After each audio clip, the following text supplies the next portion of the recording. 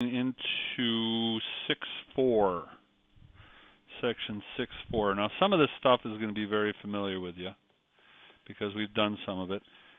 Inverse sine, sine inverse. If we take the sine of something, sine of theta equals 1, right?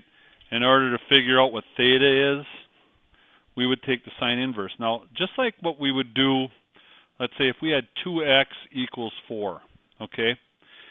We look at it as dividing. We're going to divide this 2 through on both sides, right? But actually what we're doing is we're multiplying by the inverse on both sides. The inverse of that 2 is actually what we're doing to be able to come up with x equals 2. That's actually what is happening. So knowing that, when we look at the function of a sine, let's say, and we want to carry the sine to the other side, we're going to take the inverse sine of this, sine to the negative 1 on both sides, sine to the negative 1, okay? It's actually what's happening. And when that happens, when we take the inverse sine of a sine, these cancel out. So all we're left with is theta equals the sine inverse of 1. All right? What is the sine inverse of 1? Can you guys figure it out?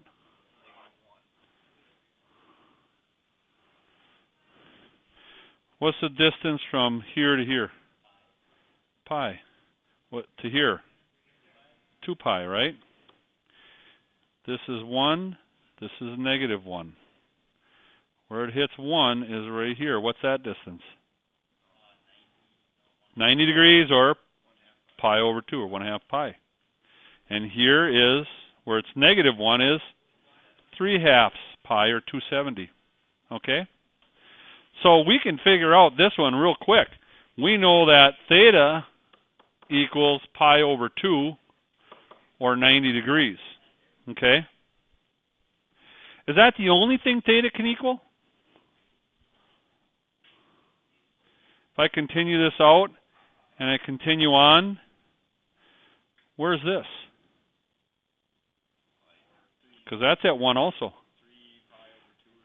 No, that's 3 pi over 2.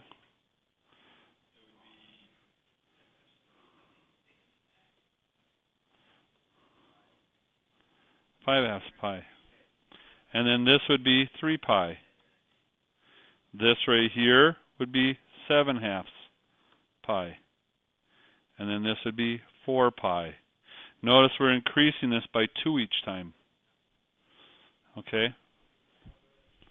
All right. So we can actually have several of them here. This can equal 270. Not 270. 450.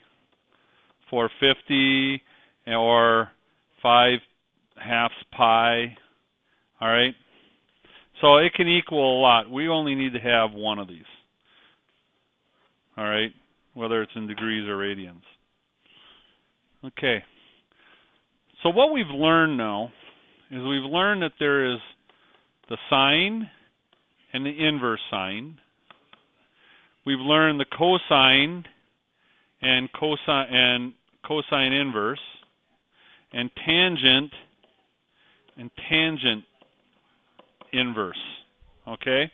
We've learned those so far. Realize that there's also the cosecant. Now what is the cosecant?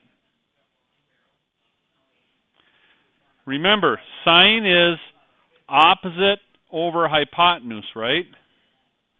So this is hypotenuse over opposite. It's just flipped around. We've flipped them around. Okay? Then there's the secant and the cotangent. And with these, there's also the cosecant inverse, the secant inverse, and cotangent inverse. All right? This is it. This is what you're going to run into Well, actually, there's one more thing you're going to run into here, but this is pretty much what you have to deal with. Each one of these inverses can also be called the arc sine, arc cosine, and arc tangent. Okay? Same thing with the secant, cosecant, secant, and cotangent. Arc just means inverse. Okay? So this is what you can see. This is all the stuff you can see. You're going to be dealing with some of this stuff in the assignments. I'm going to help you with that too. If I was to take the, let's say I had the sine of 1/2, or the inverse sine of 1/2, and I was going to take the sine of that, what would that equal?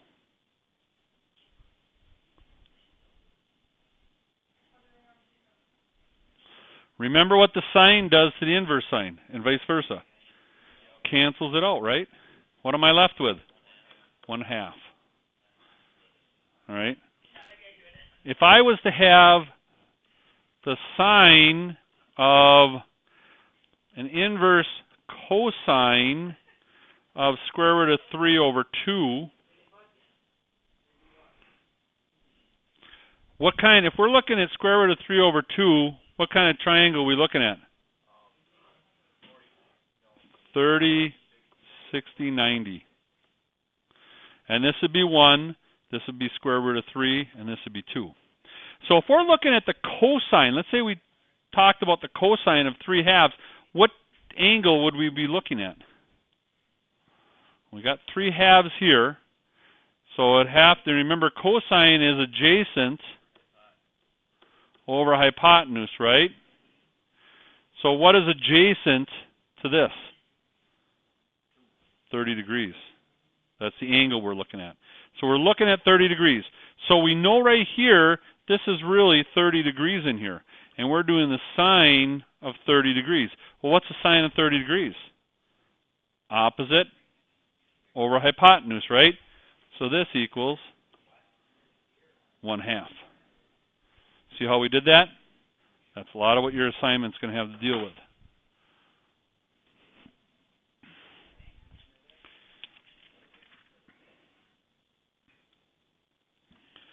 All right, page 331.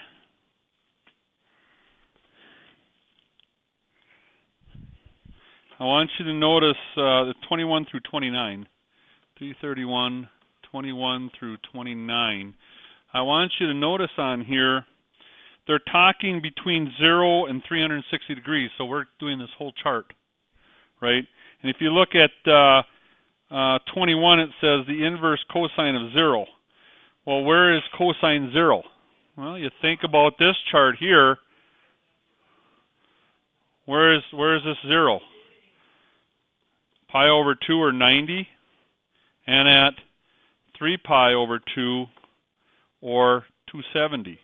So your answers, now they're talking degrees here, so your answers would be in degrees, 90 and 270.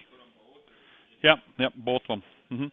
So you got 21 through 29, and then on page 332, I want you to do 30 through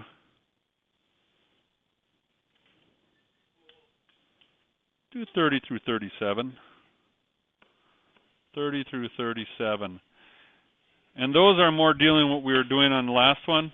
You're looking at, figuring out what it is. What are the degrees they're talking about?